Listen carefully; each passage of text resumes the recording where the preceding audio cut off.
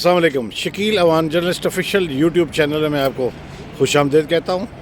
आज हम आउटडोर है और एक ऐसी शख्सियत जो आपसे मेरे हवाले से, मेरे यूट्यूब चैनल के हवाले से आपसे शनासाई ज़रूर है, आपने उन्हें कई बार देखा होगा, लेकिन उन्होंने एक आज ऐसा काम सर अंजाम दिया जो आर्टिस्ट कम्युनिटी के लिए इतना बड़ा काम है कि मुझे रहा नहीं गया। मैंने कहा चलें इनसे पूछते हैं कि आपने ये प्रोग्राम कैसे किया।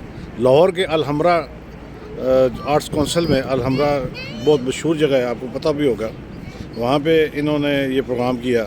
मेरी मुराद मारूफ डायरेक्टर, आर्टिस्ट पहले रह चुकी हैं, ड्रामा प्रोड्यूसर और एक हमदर्द खातून, और इस पाकिस्तान का बड़ा नाम जनाब आसमा इस्माइल भट्ट साहब ऐसे है, वो आज मेरे साथ यहाँ पे मौजूद हैं। आए उनसे बात करते हैं। अस्सलाम वालेकुम। वालेकुम अस्सलाम। कैसी हैं आसमा आप? अल्हम्दुलिल्लाह, अल्लाह का शुक्र। आपने सुना है अलहमरा आर्ट्स काउंसिल लाहौर में जो लेजेंड अवार्ड की तकरीब की, उसमें पाकिस्तान के सब लेजेंड जो इस वक्त हयात हैं वो सारे शरीक हुए। ये पाकिस्तान में अपनी नौयत का पहला प्रोग्राम मुझे लगता है। आप क्या कहती हैं? जी, अल्लाह पाक का शुक्र है कि अल्हम्दुलिल्लाह के बहुत कामयाब रहा। और आपकी बात बिल्कुल दुरुस्त है कि जितने भी हमारे हयात फ़नकार हैं, डायरेक्टर हैं और प्रोड्यूसर हैं, मौसीकार हैं, वो सारे ही उस हॉल में मौजूद थे और बड़ा अच्छा इवेंट किया है और पब्लिक ने बड़ा अप्रिशिएट किया है, मेरी बड़ी हौसला अफजाई की है। और मेरे नाम बताएंगे कौन कौन था वहाँ पे? अच्छा, बड़ी लंबी लिस्ट है, मैं भी कोई लेकिन नंबर लेजेंड की बात करूँ। संगीता आपा थी, निशो आपा थी, शाहिद साहब थे, गुलाम मोहुद्दीन साहब थे, सैयद नूर साहब थे, सूदी भट्ट साहब थे, शादा मिनी जी थी, मेगा थी, रूबी अनम थी, शीबा भट्ट थी, गोशी खान साहब थे और मलक सफदर साहब थे, दुर्दाना आपी थी, अमरोज़िया जी थी, और भी। अब वो एकदम से आपको कभी पूछने को पड़ता ना कि कौन कौन था, तो वो आप नाम भूल जाता। जैसे कभी कहें कि आपका जी फेवरेट सॉन्ग कौन सा है, आप इतने गाने सुनते हैं, जब किसी को बताना होता है तो आप गाने ही भूल जाते हैं। लेकिन बहुत सारे लोग थे। इसमें स्पेशल 2 अवार्ड जो मैंने दिए, जिस पे मुझे लोगों ने बहुत सराहा और मेरी बड़ी हौसला अफजाई की, उसमें हमारे जो थे शायर और राइटर जो मौसी का ख्वाजा परवेज़ साहब का, अल्लाह उनको जन्नत में जगह दे, और एक कंपोज़र जो थे हमारे जुल्फ़कार अत्रे साहब, उन दोनों का हमने एक ट्रिब्यूट और बड़ा अच्छा हमने स्पेशल अवार्ड जो था वो उनको दिया है। और ये आप बताइए कि आपको अवार्ड देने का शौक़ है, आप क्यों ऐसा करती हैं, इतना खर्चा क्यों करती हैं? नहीं, शौक़ समझ लें या मेरा पैशन समझें कि जो हमारे लोग हैं जिन्होंने ऐसी ऐसी फ़िल्में दी हैं कि जो सिनेमा हॉल की महीनों नहीं सालों साल वो ज़ीनत रहीं, लोगों का इंटरेस्ट रहीं, लोग देखते रहे, इंटरटेन होते रहे। वो हमारी ख़वातीन, हमारे वो मेल जो हैं, वो डायरेक्टर्स जो हैं, देखिए उनके बाद कोई ऐसी फ़िल्म नहीं बनी है कि जो सालों साल लगी हो। तो ऐसे लोगों की जो कंट्रीब्यूशन है, जो उनका काम है, उनको सराहना, उनको हमारे बीच में बैठना, हमारी एकेडमीज़ हैं, तो मेरा ख़्याल है कि उनकी इस तरह हौसला अफजाई या उनको याद रखना, उनको अपने साथ बिठा के उनकी यादों को ताज़ा करना, तो ये वही कर सकता है जिन्होंने अपने बड़ों का अदब किया हो। ये बताएं कि ये काम हुकूमत का है, अपने सर आपने क्यों लिया? इसलिए कि बाकी केड़े काम हो रहे हैं जो हुकूमत को करने चाहिए। मैं अच्छा, तो अपनी फील्ड के हवाले से कह रही हूँ, जो मेरा एक है इंटरेस्ट है जो मैं कर रही हूँ, मैं उसके हवाले से जो है ना, जो भी हो सकता है मुझसे मैं करती हूँ। और अल्हम्दुलिल्लाह लोग पसंद भी करते हैं और लोग आते भी हैं। मुझे टाइम भी दिया शाहिद साहब ने, गुलाम मोहुद्दीन साहब ने और सैयद नूर साहब ने, आखिरी मोमेंट तक सारे ही मेरे साथ बैठे रहे हैं और ये हमारा 3 घंटे से ऊपर का टाइम था ये प्रोग्राम का। पाकिस्तान की फिल्म इंडस्ट्री के लेजेंड आपके साथ बैठते उठते हैं, कोई आपको सिफारिश के लिए तो कहता होगा क्या कि हमें काम दिलवा दें किसी ड्रामे में, किसी फिल्म में? मतलब ये हमारे जूनियर जो जूनियर लोग हैं। हाँ, मतलब आपने सैयद नूर का नाम लिया है, बड़े नाम। जी, शाह जी का देखें ना, अभी तक वो भी काम भी कर रहे हैं, सिफारिश नहीं करते, लेकिन उनका बड़ा क्रेज़ होता है कि उनके साथ बैठना, उनको फ़ील करना। कहते हैं कि हम इनको देखा करते थे बड़ी स्क्रीनों पे, और आपके साथ जब हम जाते हैं, हम काम करते हैं, जब इनके बीच में हम बैठते हैं तो हम बड़ा प्राउड फील करते हैं। ये बताइए कि आप इतना ख़र्चा करती हैं, कैसे मैनेज करती हैं ये? देखिए, मैं तो 28 सालों से यही काम कर रही हूँ और मैंने जैसे करती हूँ कि अल्लाह माफ़ करें, میں کوئی مراسن تھوڑی ہیں, میری ایک فیملی بیک گراؤنڈ ہے اور الحمدللہ میری ساری جو فیملی ہے باہر ہوتی ہے اور میں یہ شوق سے کام کرتی ہوں. اور میں اپنا شوق پورا کرنے کے لیے, آپ کو پتہ ہے میں نے جب فلم بنائی تھی فکر ناٹ کے نام سے, اور مجھے گھر والوں نے کہا کہ یہ نہیں کرنا, تو میرا ذاتی گھر تھا گجرانوالہ میں, میں نے نیا گھر بنایا تھا, ایسے مجھے شوق چڑھا, میں نے کہا نیا گھر ایک بنا کے رکھتی ہوں, ابھی بھی ہے کبائی گھر, تو وہ میں نے سیل کر دیا صرف فلم کے کریز میں. اور مجھے سب نے کہا کہ تم جیسا بیوقوف بندہ دنیا میں ہے. میں نے کہا یار میں نے مرنا ہے, گھر تو ادھر ہی رہ جانا ہے, لیکن ایک میرا شوق ہے کہ میں یہ فلم میں جاؤں, میں اس کو سیکھوں جا کے. آپ کا پہلا کام آپ کی ایجوکیشن ہی ہوتی ہے, آپ اس کو سیکھتے ہو.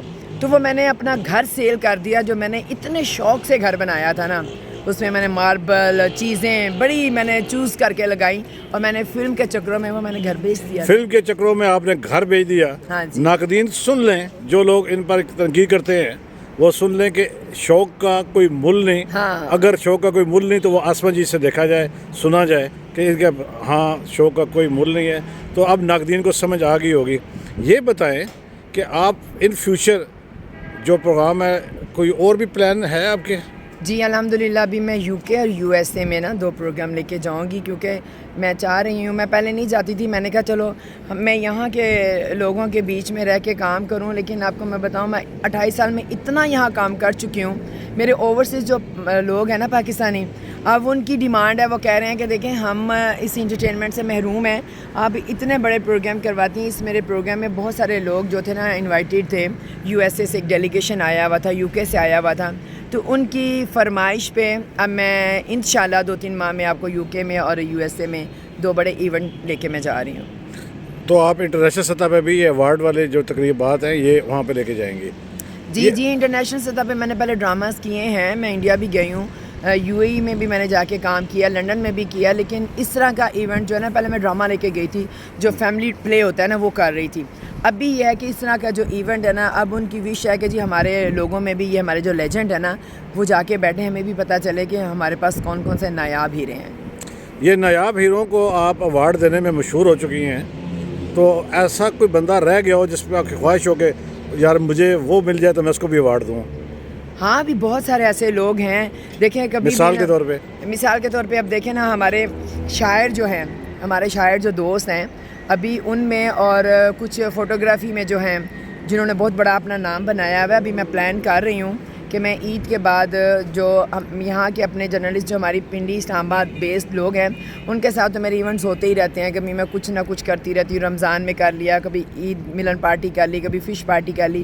ابھی جو ہمارا لاہور کا میڈیا ہے میں اس کا اناؤنس کر کے آئی ہوں. میں عید کے فوراً بعد لاہور کے میڈیا ایوارڈ کو جو ہے نا میں اناؤنس کر کے آئی ہوں, وہ میں انشاءاللہ کروں گی. پنجاب کا شعبہ ہو, ثقافت کا منسٹری ہو, یا وفاقی سطح پہ وہ کام جو حکومتوں کو کرنے چاہیے وہ اس طرح کے لوگ کر رہے ہیں. اس سے آپ کو اندازہ ہوگا کہ آسماء اسماعیل بٹ فن کی صحیح معنوں میں خدمت کر رہی ہیں, اور ان کو اپریشیٹ کیا جانا چاہیے اس سطح پہ کہ ان کو پیسوں کی ضرورت نہیں, ان کو اپنا کام جو ان کا بولتا ہے اس کو اپریشیٹ کیا جانا چاہیے حکومتی سطح پہ. اور ایسا طبقہ جو ہے, سوری آپ کو انٹرپٹ کر رہی ہوں, مجھے نہ بھی اپریشیٹ کریں, مجھے کیا ضرورت ہے. دیکھیں میں تو اپنے دل کی تسکین کے لیے کام کرتی ہوں, میں مطمئن ہوتی ہوں میں نے ایک اچھا کام کیا ہے, میں 4 لوگوں کے کام آئی ہوں, ان کو میں نے عزت دی ہے. تو وہ آپ کہتے ہیں نا آپ کسی کو عزت دیتے ہو, خدا آپ کی عزتوں میں رتبوں میں اضافہ کرتا ہے. یہ نہ بھی مجھے اپریشیٹ کرے, میں ان کی منت تھوڑی ہوں کہ مجھے اپریشیشن ان کی ملنی چاہیے. میری مراد یہ تھی کہ یہی کام اگر ترقی یافتہ ممالک میں کوئی پرائیویٹ سیکٹر سے کرے, حکومت اس کو تمغے سے نوازتی ہے. میری مراد تمغے سے نوازنا تھا کہ یہی کام اگر کسی ترقی یافتہ ممالک میں ہوتا تو حکومت ان کو ضرور نوازتی. میری مراد یہ نوازنا تھا. تو آپ کو میں بتاتی چلوں کہ میرے اس کام کو سراہتے ہوئے ایک ورلڈ ریسرچ ہوا تھا جو وومن اس فیلڈ میں کام کر رہی ہیں, تو اس کے اوپر امریکہ کی ایک یونیورسٹی نے سرچ کیا تھا. تو اس میں دیکھیں نا, آج نہیں, آج سے کچھ 4 سال پہلے ایک بک شائع ہوئی ہے امریکہ میں, تو اس میں top of the list Asma Butt کا انٹرویو اس میں. واہ زبردست. وہ تو سراہتے ہیں, ان کو پتہ ہوتا ہے کام والا بندہ کون سا ہے. ادھر ہم ذرا گول گپڑے کر دیتے ہیں نا, منظور نظر ہو جاتے ہیں. تو یہ تھی آسماء اسماعیل بٹ. دل تو چاہتا ہے بہت لمبی باتیں کریں, لیکن میرے پروگرام کا دورانیہ آپ کو پتہ ہے 12 منٹ سے اوپر نہیں جاتا, کیونکہ میں نہیں چاہتا کہ کوئی سنتے سنتے بور ہو جائے. تو ان کی باتیں سنتے سنتے دل کرتا ہے کہ سارا دن رات گزر جائے. لیکن پھر اس قسط میں اتنا ہی. اس کے بعد کبھی ان سے ملاقات کریں گے کہ یہ اپنی نجی زندگی میں اپنے آپ کو کتنا وقت دیتی ہیں اس ایپیسوڈ کا انتظار کیجیے گا. میرے چینل کو سبسکرائب کیجیے گا, لائک کیجیے گا, کمنٹس کیجیے گا. اگر آپ کو میری بات, خبر, تبصرہ, تجزیہ اور ویلاگ اچھا ٹھیک لگا ہو تو ضرور. چلتے چلتے ہمیشہ کی طرح کہتا رہوں گا, جہاں آپ اپنا اور اپنے پیاروں کا خیال رکھتے ہیں, کہ موجود مستحقین کا بھی خیال رکھیے. کوشش کیجیے کہ کوئی آپ کی شکایت اللہ سے نہ لگا دے. کل انشاءاللہ نئی بات, نئے خبر, نئے تبصرے کے ساتھ حاضری ہوگی. اجازت دیجیے. اللہ حافظ.